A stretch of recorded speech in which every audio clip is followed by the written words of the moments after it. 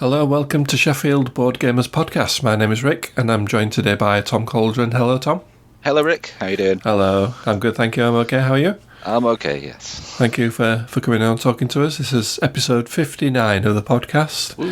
We're members of the Sheffield Board Games Club, so we're going to chat about some of the games that we've been playing recently.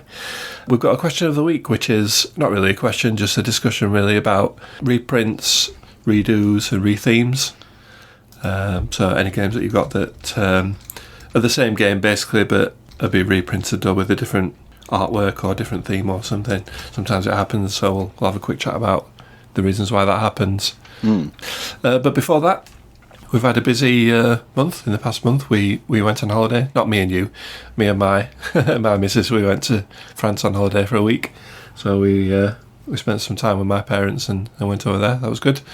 Managed to play a couple of games while we were there, but couldn't convince the parents to play anything this time, so it was just me and Tracy. It's a shame. We asked them, but they weren't really bothered. So been away on holiday for a week, and also a couple of weeks ago I went to Doncaster, to the Doncaster Dome, and they hold a regular kind of retro video game market. Oh yes, I think you've been to that before, haven't you? Yeah, it's a regular thing. Yeah, they do it a few times a year. So they had one fairly recently. Usually go around and have a walk around. And this time, I saw. I was flicking through some of the games there, and some of the Nintendo DS games, and I saw one called Reiner Knizia's Brainbenders. Ooh. It looks really generic. It's like one of those. There was a bit of a fad for the brain training games. So it looked really, really, it's got a kind of generic cover which didn't really show very much. But then I saw the name Reiner Knizia on it. I thought, I'd never seen that before, so I picked it up. I think it was £4. So I picked that up and took it home and played it on my old Nintendo DS. And it's a collection of like puzzles and things. So it's a bit like one of those games where you kind of go around solving little puzzles and logic things and things like that. So there's a few different like little sub games in there, and I didn't know how much Reiner Knizia had actually put into it. Did they have this game and they just slapped his name on it and called it a day just to get the the recognition on there, or was he actually involved in the design of it? So I looked it up on Google, and apparently he did design puzzles in there, so he did have a hand in designing it. But when you load it up, there's a little animated Reiner Knizia doctor on the screen, which is quite funny to see.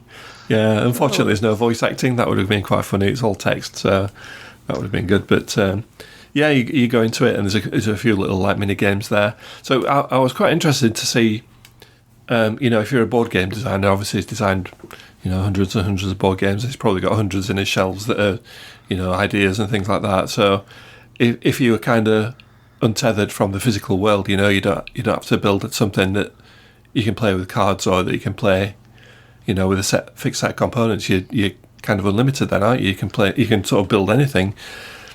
So it's quite interesting to see kind of what puzzles were in there, but they are kind of based on like cards, and I guess that a lot of them are based on like physical puzzles and things like that. So there's one where he deals like cards out to you, and it's kind of like a memory match game where you have to match pairs of cards.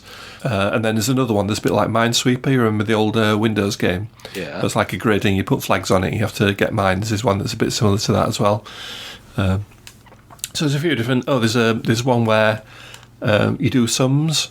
So there's like two sums, but the operators are missing. The plus and the minus and the times are missing, and you have to fill those in. Oh yeah, classic. So fairly basic, and probably not stuff that I've definitely seen before, especially like the Minesweeper one and the pairs matching one. But it was interesting to have a play around with that. And I've never heard of that. I didn't know he'd dipped his toe into the video games market. No, I didn't know. It was a complete surprise. I was just flicking through this box and I saw the name on it, and I thought, hey, hang on a second. So I think it's from quite a while. I think it's like 2007, 2008, something like that. And there were never any sequels or anything, so it can't have done brilliantly. But the actual packaging itself is like really basic. It's like the most basic sort of graphic design that you've seen. Someone just slapped together a kind of symbol and stuck it on the front of the cover, and that's it. So it's not exactly one that you're gonna would would entice you to play it from looking at the cover. And I only picked it up because it got his name on the cover. But yeah, interesting. He's a video game designer as well now. I guess that's another feather in his hat. A curiosity from the archives. Yeah, nice one. Yeah. So, what you've been up to anything over the past month or so? Have you been anywhere? Mainly coughing and sneezing. I haven't been to France. So, yeah. I mean, I've played a few games. Not a huge amount, I'm afraid.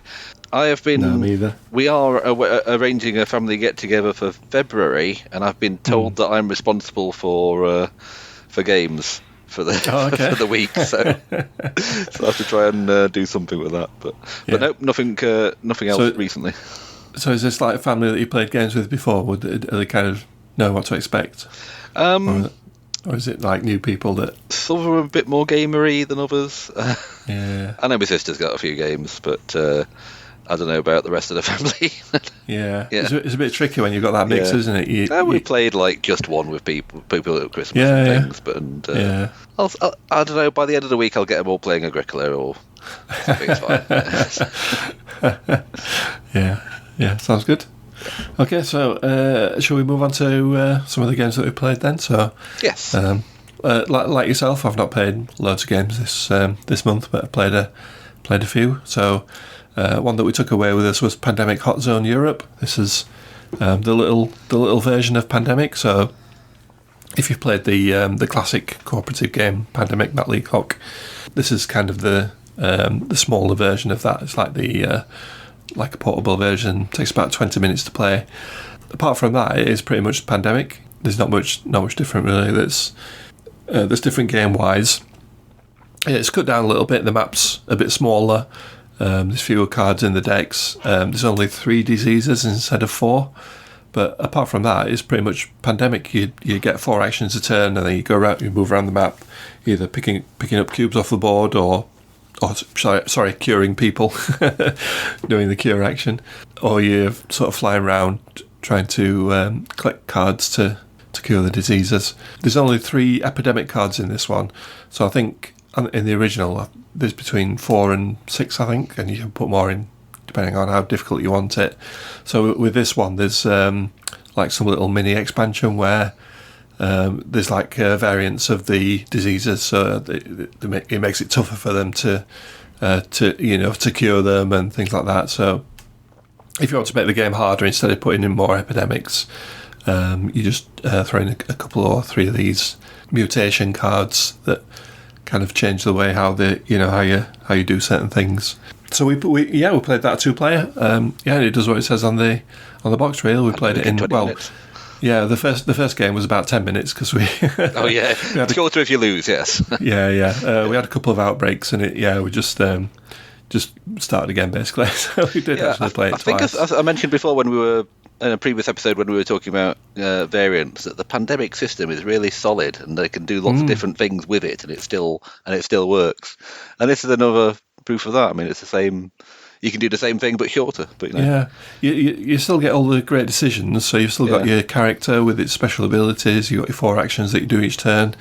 You can move around. You can fly. You can ferry. You can, cure. They don't have the building of the research centres. That's been taken out. The buildings that you... Yeah, but it's small enough on the map that you don't need to worry about flying around the world all the time. So that's why they're taking that out. But yeah, it was good. I enjoyed it. It's pretty much Pandemic. The small version, really. I've actually played the Ticket to Ride one as well. The smaller version of that. Have you played any of those ones? Yes, played a couple of them, Berlin and London, I think, and they just do the same thing. A smaller version with a little extra twist. I think the Berlin one had like a tram system going around the outside and buses on the inside of the map. Right. So you could have 2 different varieties of transport. You got 2 different types of piece that you're putting down. So yeah, it's slight variance to it. Yeah. Well, I've only played that one once, but I found that was basically a Ticket to Ride, but a slightly smaller and slightly quicker version. Yeah. So this is the same kind of thing, really. I think I did find with the small Pandemics, the Hot Zone North America and also in Europe that we've played. I think you get the same gameplay, but I think it can be a little bit more luck based. Like if you get just the wrong set of cards, you can just lose, and there's nothing you could have done about it.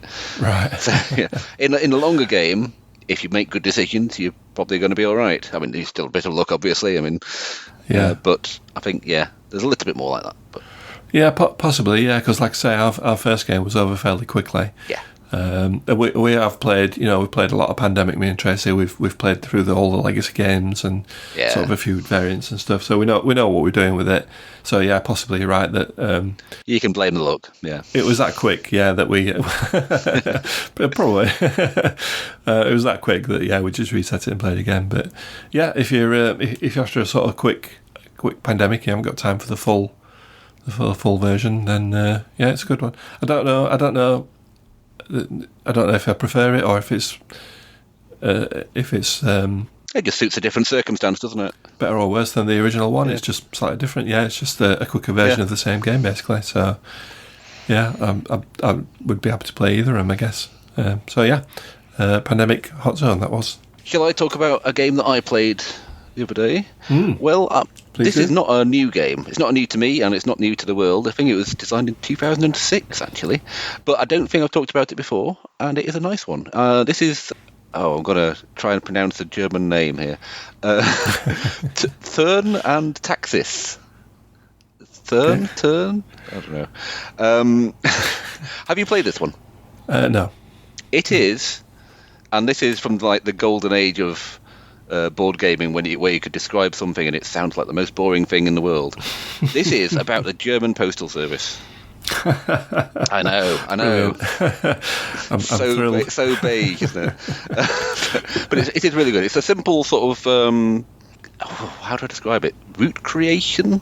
So you've got a map of the German area with lots of different cities on, and you've got a set of cards with those cities, and you are trying to, on your turn, you've got to take a card and play a card, and you're playing a card to a route. So you're setting down cards which make a route. So you could go...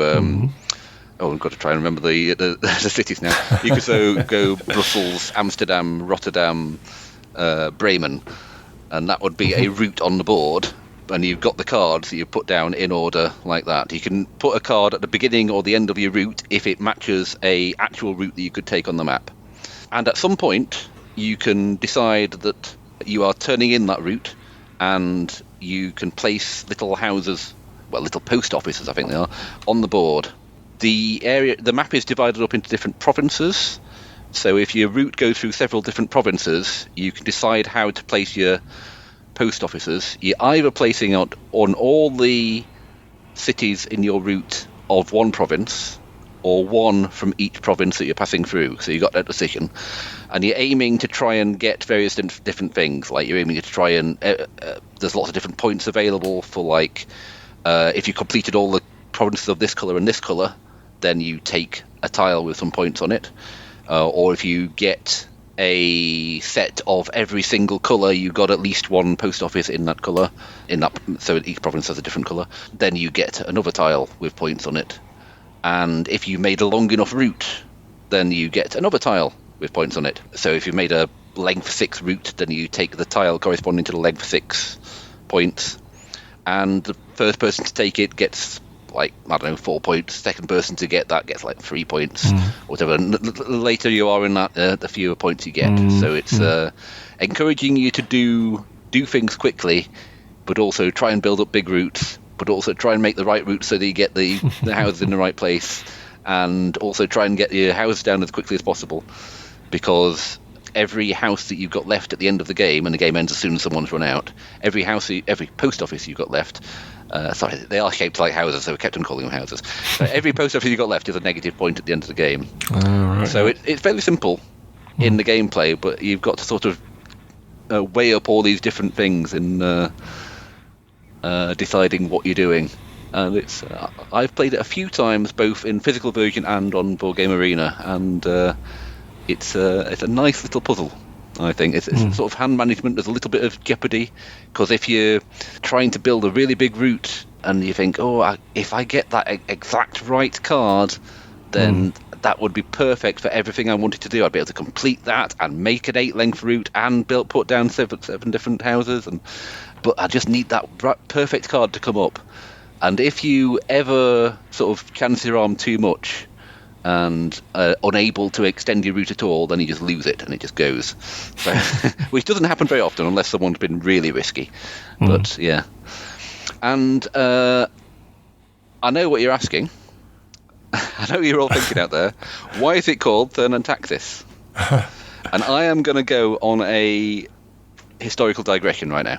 I've just been down a Wikipedia rabbit hole investigating the Thurn and Taxis family. Right. Did you know that in 1290, in the area of control of Milan, a man named Taxis set up a courier company and managed to link Milan with Venice and Rome. Okay, yeah. That was in 1290. 150 years later, some descendants of his were invited to the court of the Holy Roman Emperor and set up lots more courier things around the empire. And they, for the next 400 years, the Tasso family were the postmasters of the Holy Roman Empire. Right. It's the entire family that had this one role in the empire of running the couriers. And I didn't know that was a thing. No. And Tasso became Germanized as Taxis.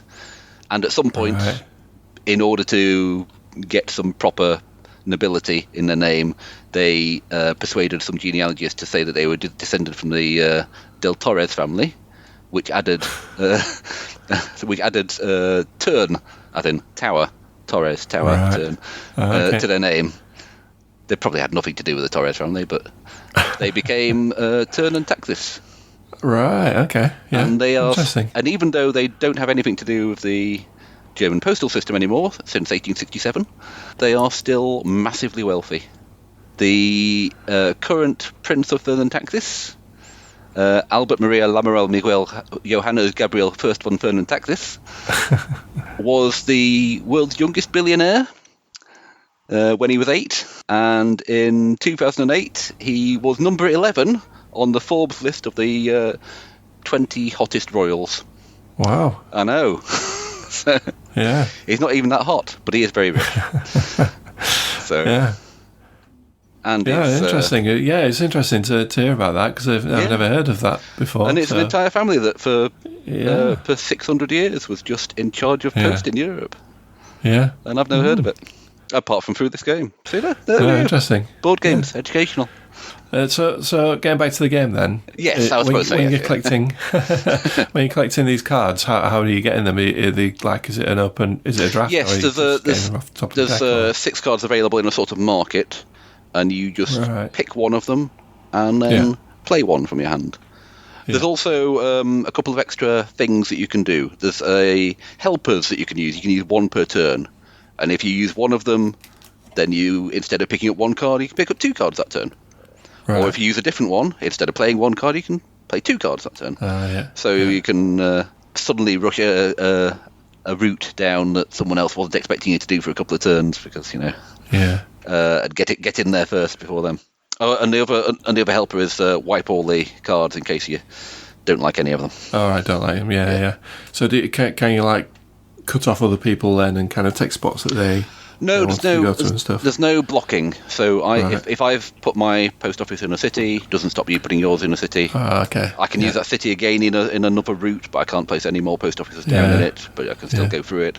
It's a little bit sort of, I mean, you don't affect each other apart from you're racing for these different points. Yeah.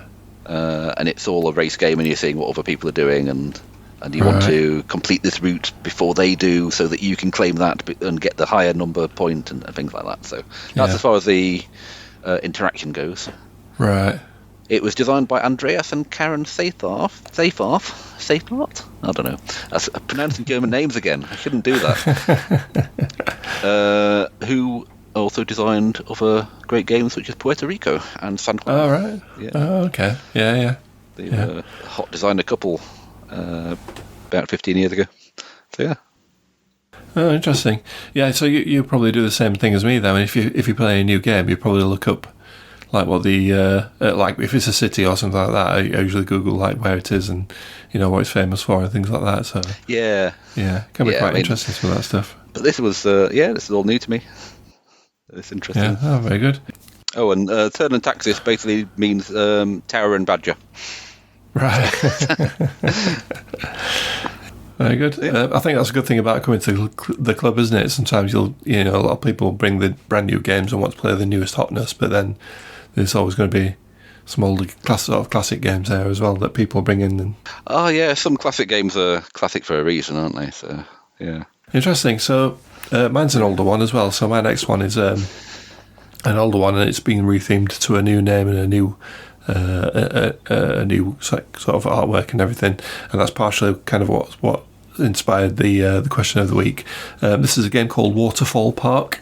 It's a negotiation game where you're kind of building up a theme park, I think, with other people, and you're getting lots and building buildings and things like that. So it's a re-implementation of an old game called Chinatown, but this is a new printing of it with new artwork and a new production. So the game is basically 4 rounds, I think it is, and you get dealt some cards out. The board, there's a board in the centre which is kind of split up into lots, which are all kind of next to each other in a grid. And there's kind of a river down the middle that separates them out. So you've got some that are next to each other and some that aren't. So you get dealt out some lots, and you got these really nice plastic pieces that kind of got denote your lot in your colour. So they're like square pieces that have got pegs on them, and the board's got holes in it, so the pegs fit in the holes, so the lots kind of fit quite nicely in these square lots. And then you've got these building tiles which kind of sit in these plastic kind of holders. So if the board gets bumped or if it gets moved or something, it's not going to go anywhere. Everything's kind of fixed in place. The negotiation part comes in where you want to build your buildings in sets. So you kind of want lots next to each other, and then you want the same buildings next to each other, but you're not necessarily going to get dealt out those lots and those buildings. So it's trying to persuade other people to give you what you want, while giving as little away to other people as possible. So it's kind of I found it quite easy to figure out what things were worth, because the lots and the sets that you can build are kind of marked on the board. It tells you how many points they're worth. So the bigger the grouping of buildings that you've got together of the same type, the more points it's going to be worth. And you've also got incomplete and complete sets as well, which again amends the scoring slightly. So you'll get a couple of points from having 2 buildings next to each other, but you'll get a lot more for having a full set next to each other. I believe some of the buildings are rarer than other ones as well, so there's not an equal number of buildings. There are sort of slight differences in how many there are in the that actually come out during the game. So Cameron brought this down and suggested we play it, and I was a bit apprehensive about it, with it being kind of negotiation, not one of my favourite mechanics, but I ended up really enjoying it. It was really good. It was done in about an hour, I guess, so not too long, and it's not like overly complicated or anything. It's fairly straightforward. You're just collecting sets of buildings and lots to put in the right place. But the negotiation is quite good. You can obviously refuse trades, or you can propose better trades, and you can trade the lots with each other. You can trade coins. I think there's some coins as well that you get sort of in between rounds. For like buildings that are next to each other, you get some money for that as well, so you can trade that. You can trade the actual buildings themselves. So if Bob across the table is collecting ice cream parlours, and he's got two already on the board, one in his hand, and he wants a fourth one. You've got one, that's quite valuable to him, so you can possibly offer something, a lot that you want, or possibly 2 lots, or whatever you want to sort of negotiate between you. We even did like a 3-way negotiation as well, so I'll give you something, you give him something, and then he'll give me something, which is quite cool. And so you play through all these rounds until kind of the bag's empty, the bag of buildings is empty, and then you tot up all your points, and your points are based on the sets of buildings that you've built in your in your lots. Most points wins. So yeah, I found it quite enjoyable. This one, I'd be happy to play it again, even though I don't particularly like the like that sort of mechanic. Usually, it didn't bother me too much in this. It was quite. It can be quite cutthroat, I guess. You kind of need to, you need to be able to say no to people at some points. You need to be able to evaluate things quickly. Like, is this actually worth that? Yeah, exactly. Yeah. Am I making a terrible deal? Yeah, and if it is worth it, can I get it a bit more? So is it worth asking for, a bit more than what you're willing to give me? So there is a little bit of that, and I guess if you even if you don't like that kind of thing, it's not too egregious. It is mostly the game, but it was pretty good. I really enjoyed it. I thought it was really good. Would you prefer this or Chinatown? I've not actually played the original. Apparently, it is almost exactly the same. Oh, have you not? I think the map is slightly different, okay. And it might have been streamlined a little bit, but apparently it's the same game. So I think they've just rethemed it and renamed it. But the theme works all right. The artwork's pretty good on the tiles. The buildings look quite cute and quite nice. Comes in a nice box. The plastic lots are quite good. You get like a little holder for them. Each player gets a load of lots in your colour. And like I say, they've got these little pegs on each corner, so that they slot into the board quite nicely. And then your buildings kind of slot into the plastic lots, so it all kind of looks really nice once you've built it out and you've got all the different coloured, buildings all sort of next to each other. All fits in the box quite nicely. So yeah, I really enjoyed this. It's definitely worth having a look at. And even if you're not keen on negotiation, I'd definitely recommend having a go. Waterfall Park, that was. I still don't know why they put a theme park on a waterfall. Yeah, when you look at the cover, I'm just having a look at the cover on BGG now. It's like an island in the middle of the sea with kind of this big tall building on it. So not quite sure what's it's a bit weird. going off there. But it's a little bit strange. Very colourful.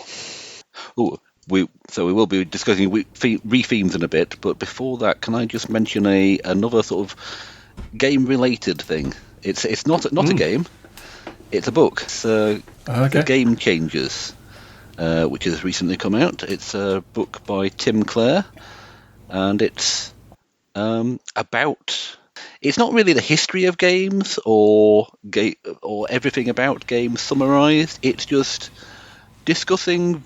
Just sitting and talking various interesting things around games. Like he's just a knowledgeable, interesting person with some interesting stories, and he does give like a sort of, his a chapter about dice. He has a chapter about Monopoly. It's he's a chapter about the history of the game of Goose and that sort of whole European. Several hundred years where the games were just rolling a dice and moving around a track. Lots of different variations of that, and why that was a thing. He's got he discusses cards arriving in Japan and the various different things that happened with that. Talked a lot about Mancala, but mainly it's just lots of interesting bits of information is acquired over the course of researching it. It's got like lots of little digressions, well, big digressions. So he does a lot. He here's something which led to something else, which led to something else, which led to something else. And by the way, that's related to games because this. So he talks about some Orkney housewife curing her sheep by using some sort of stones, and by the way, these stones have drifted over the sea from the Caribbean, where those same stones are used to play a Mancala game. So yeah, they're a little bit tenuous in some places, but he's got some great anecdotes in there. Like when in the chapter about dice, he talks about a story about King Olaf and King Olaf. Bit confusing. One's Norwegian, one's Swedish, but they were both called Olaf. And because they were on friendly terms, they didn't go through a war to decide who owns this island. They just had a game of dice. So and King Olaf rolled two sixes and said, "Way, that's great. I've probably won." But then King Olaf, he also rolled 2 6s. And then King Olaf rolled again, and it was 2 6s again. But then King Olaf picked up the dice, rolled them. One of them landed on a 6, and the other one split in half. So it was a 6 and a 1. So he rolled 13, and he won the island. And that story is probably not entirely true, but It also was very amusing, and it's a game. It's a book about games around the world. It led me. It led me down a whole YouTube rabbit hole, finding out about a Japanese game called Karuta. Well, actually, it's Karuta just means cards, but if you look for Karuta, you come up with this game, which is basically Jungle Speed with poetry, and it's bizarre watching people play it because they're swinging their arms in weird sort of ritualistic kind of ways, and when the right poem is read out, they've got to hit the card first, so it's like Jungle Speed. But while they're doing it, they sort of slap the cards and they all go flying all across the room. And meanwhile, there's lots of... If you find a YouTube video of it, you're probably seeing like people having proper serious championship matches. So they do it all seriously, and you've got people sitting as judgment, and the person reading out the poems is doing a sort of amazing sing-songy chanty voice, and you've got no idea what's going on because the commentary is in Japanese. But I recommend having a look at that. There's lots of little tidbits of information. You're not going to read this and know everything about games, but you're going to have an entertaining time. And I don't think I would recommend reading this for anyone, whether they're someone...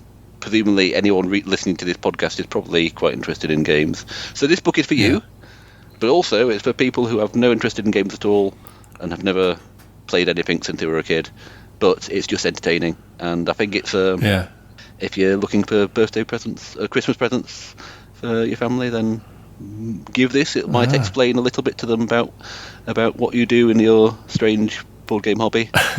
That sounds interesting. Yeah, I'm always on the lookout for board game books or gaming related stuff, so that sounds really interesting. And is it available like on Amazon or something, or is it a physical book? Or I believe it's available in all good book retailers. Right, because I do have some Amazon vouchers, so I could be tempted. Pick up a copy of that. Yeah, sounds good. Yeah. So is Tim Clare the author? Is he like a game designer, or is it just something that he picked as a topic as a book, and he does other things as well? Or do you know anything about him? I don't think he's not a game designer. I think he's played lots of games. Right. Been involved in RPG communities. I think I spoke about him a little while ago when we were talking about the last Aircon. Because he was doing a talk about the history of card games, presumably part of what he'd been doing in this for this book. Yeah, but yeah, he's a writer. He's done a podcast about creative writing, Death of a Thousand Cuts, in which he's also very entertaining and absolutely rips people's writing to shreds. Who've sent him sample first pages, and he just criticises everything out in a very entertaining and informative way. Yeah. So I think he's a writer. He's a writer mainly, but he's played a lot of games, and this was a topic he wanted to write about, so he did. Oh, interesting. It must take a lot of research and a lot of hard work to write a factual book like that. Yeah, I think you can tell whether someone sort of dashed off a book just to cash in on something, or whether they've actually really got into it and researched. And this is a guy who's really, really researched it. The chapter about Karuta, he actually went and found someone to teach him how to play and had a game. Totally lost because you have to recognise Japanese poems instantly, but so that's not. So he's obviously a bit of a disadvantage there. But yeah, he did it all. He went to speak to lots of people. When he's talking about, this person said something to me. He's obviously gone to interview some people that you'd recognise from the industry, So he's talked to a lot of people. He's done a lot of research, and it comes through in the writing. Yeah. And what's it called again? Sorry, what's the book called? The Game Changers. The Game Changers, right? Okay, yeah, I'm definitely going to check that out. Yeah, sounds good. Yeah, I'd recommend it. Yeah, fantastic. Right, well, that's all my games that I've played. Well, I've played a few others, but that's one that I've got down. You got any others that you want to talk about, or shall we move on? Shall we move on? Yes. Yes. So our question of the week isn't really a question; it's more of a discussion, really. So I was inspired by the game that I played this month, which is Waterfall Park, which is the same game but completely different. It's new artwork, new production, new company, same designer, different name. So we're probably used to people reprinting games, even old ones. Obviously, your Monopolies and your Scrabbles and stuff like that have been in print for donkey's years. But in the board gaming world, you've got your Catans and your Pandemics and things like that that are reprinted with the same artwork and are perpetually available. And there's also been some newer versions as well, like the collector's editions, Ra, Castles of Burgundy, things like that, which have retained the name. But then there's other ones that are being completely redone. So there might be a few reasons for that, depending on obviously what the game is. But I did think of a couple of examples. So one of the first one that sprang to mind was Battlestar Galactica. This was based on the TV series a few years ago, and was a quite a popular game that everybody kind of really liked, and suddenly went out of print and then wasn't available for a long time. So people were resorting to print and play versions, and the secondary market was really expensive. If you wanted a copy of the game, it cost you hundreds of pounds probably. The expansions were really sought after, so there was a point there where it was really difficult to get hold of, and then he got picked up by Fantasy Flight, I think it was, who published Unfathomable, which is the same game, but it's been rethemed to a Cthulhu kind of theme. You're on a boat and you're trying to deal with, being attacked by sea monsters, and some of you are cultists. Some of you might be traitors. It's got the same mechanics, I believe. So that's, again, slightly streamlined maybe, but the core elements are still all there and still there. So. And you can see why they've done this in this case, because I mean the TV series was from 2004, so 20 years ago. So it's not current IP anymore, and presumably they'd still have to pay for the IP. Whereas H.P. Lovecraft stuff is public domain, so that's cheaper as well. Yeah, so you can see why they've done that. I don't know why. I think some of them, some of the rethemes and new editions of things, it's a bit less clear. Like Stefan Feld, a lot of his big games were put together in a cities series. Oh, the cities ones, yeah. So each game would be a different city. Yeah. And some of those were rethemed strangely. Like, he had a game that was already a city, it was Bruges, and that got rethemed as Hamburg. I mean, I don't really know why. Why couldn't they have kept it as Bruges? I don't know.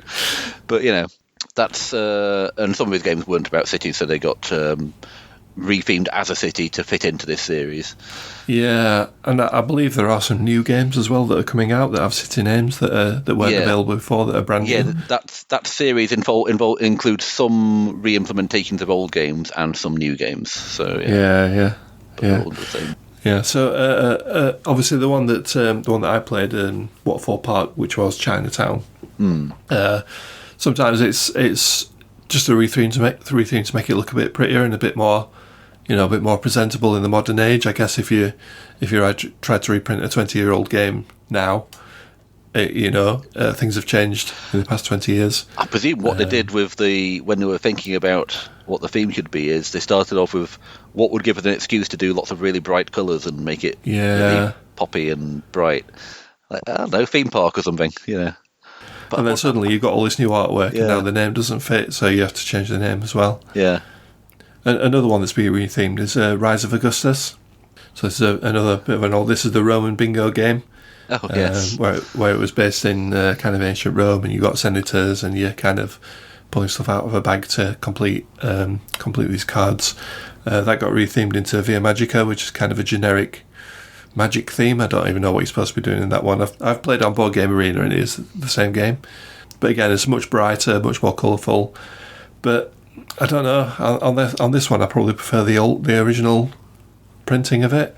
I prefer the theme of that one, and Vincent Dutrait artwork in the original one as well. Yeah, it's lovely. So they've kind of thrown that out of the window and got some new artwork in, which is kind of a bit naff and a bit generic and a bit fantasy magic kind of thing. Same game, same mechanics and everything. So I don't think necessarily it's always a case of newer is better. Sometimes it's just a question of taste, I guess. Probably some people might like the new artwork and the new production of it better than the old one, but I much prefer the older the older version of the game on that one. Ethnos. Don't know if you played that one. I played Ethnos, and that's now a sort of Society of Archaeologists. I don't know. I can't remember. Archaeo Society. That's it. Yes. Yeah. Yes. Yeah. Again, same sort of game. Same mechanics and everything. But the original artwork for that one was John Howe, and he's famous for doing Lord of the Rings. A lot of Lord of the Rings illustrations. And that was generic fantasy, so that was kind of giants and dragons and orcs and minotaurs and halflings and things like that. So I think the new one's got a bit more kind of world building in it, a bit more story and a bit more theme behind it. I think the original one, the production was criticised a bit. The artwork on all the cards of all the different fantasy races was one thing, and it was done by this really well-known artist, but then the map itself looked kind of like it was half done. Could have done with a bit more polish. It looked a bit basic. Right. So I think that was the general opinion of that. So it needed a redo. But then when they did, they entirely changed the entire base of the theme. So a bit weird. Another one that I've seen that I want to play. That isn't. I think it's just a fairly recent one. This one, Lord of the Rings Duel. Oh yes, this is Seven Wonders Duel, isn't it? Yeah. But I would say that this one is more of a re-implementation because they have changed. It's not exactly the same game. They have changed a few things. Like I say, I've not played the new one, but I've seen a few reviews of it, and I understand that there's no points in the new one. You don't play for points. It's kind of like a tug of war where you're fighting over the map of the Middle Earth, or the hobbits are trying to escape with a ring and stuff. So in the original one, you can win with a military victory or a science victory. That's the winning conditions of the new one now. It's one of those conditions rather than just getting to the end and then seeing who has the most points. But that is slightly different. So it's not exactly the same. It is obviously a new theme, a new artwork, and everything. And the mechanics are the same. The kind of drafting is the same, where you're picking up the cards and adding them to your side of the table, but not quite the same game. I would say that one. Yeah, I think it's always tempting to when you're having a redo of an older game to not only change the theme and basically I think it's just here's the design. Let's treat it as if we're publishing it and decide on themes and tweaks of the rules and everything all over again. And all the obviously experience of the original one, you can think of things that you would have done differently. Yeah. It's I think most times where you get something that is a redo of an older game, there are some slight tweaks. I don't think I'm not sure if there's any things like that where you find that it's exact the same rules but different art or something. Yeah. It's a good opportunity, isn't it, to revisit it and kind of refresh it a little bit. If you've been sitting for the last 20 years going, I wish I'd done that side. I wish I'd done this, And obviously you've got all those players as well, all the players playing it in that time as well, and they've probably, if there are any cracks in the sort of the design, they'll probably have picked up on it now, so absolutely. A good time to sort of plaster over it. The big one was Through the Ages, and they redid that as a new edition of it, Through the Ages, a new story of civilization, and they had vast amounts of data from online plays, which they went through to really tweak all the numbers on the cards and make everything just work a little bit better. But they actually weren't just going on feelings; they had vast amounts of data to work through. Yeah.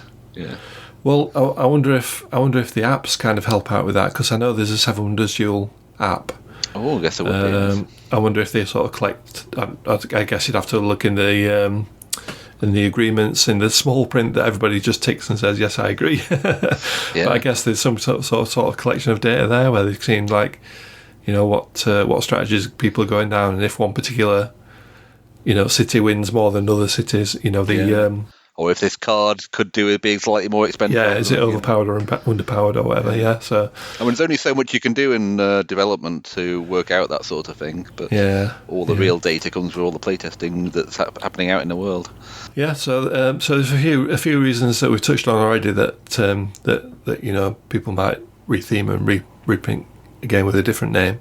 Obviously, you lose that brand recognition as well. If people are used to, used to, oh, there's a game called Ethnos, but now it's completely different. You kind of lose that that recognition that you've built up over the years. But you mentioned already the IP games. If you lose the license or if it's not relevant anymore, that's a good reason to sort of reprint it and retheme it. Contracts don't last forever. I think there was a thing recently with Reiner Knizia where one of the publishers, he told him to stop selling his games because they were out of contract, or they needed to negotiate something different. So if your designers, you can only publish it for 5 years or something, and then you have to renegotiate your terms or whatever. This stuff in the background, I guess that might be reasons why. I think from the publisher side of things, it's probably a better bet publishing an old game in a new package and redeveloping it or whatever as well, rather than risking a completely new game which you think might be good, but you can't really tell until it's out there, because you've got a solid, proven game that works well for people. Yeah, true. That's why a lot of these go out. I think, like the whole Cities series is proven Stefan Feld games. Yeah, and throw in a few new ones as well. So yeah. But you can see why it would be tempting for a publisher. Yeah, they're still doing all their publisher thing. Yeah, getting the art, getting the development. Yeah. But with a bit more confidence that the underlying game is going to work well. Yeah. Doesn't always work. Yeah. I think both Unfathomable and Archaeos Society have both got people being slightly disappointed about them. I think. I mean, they're probably still great games, but I think people were going, I preferred Battlestar Galactica back in the day, which might be a little bit of nostalgia and rose-tinted memories, rather than fairly judging the new game. Yeah, but I don't know.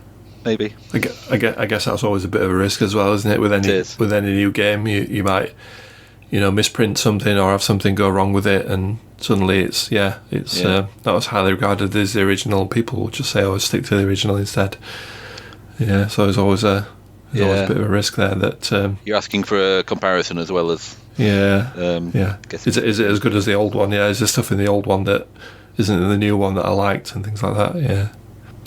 So that's our discussion then. So I think that pretty much wraps it up for this episode. So thank you for coming on, Tom, and talking to me. It's been good talking to you. Thank you very much. Yeah, it's a pleasure. It's almost Christmas.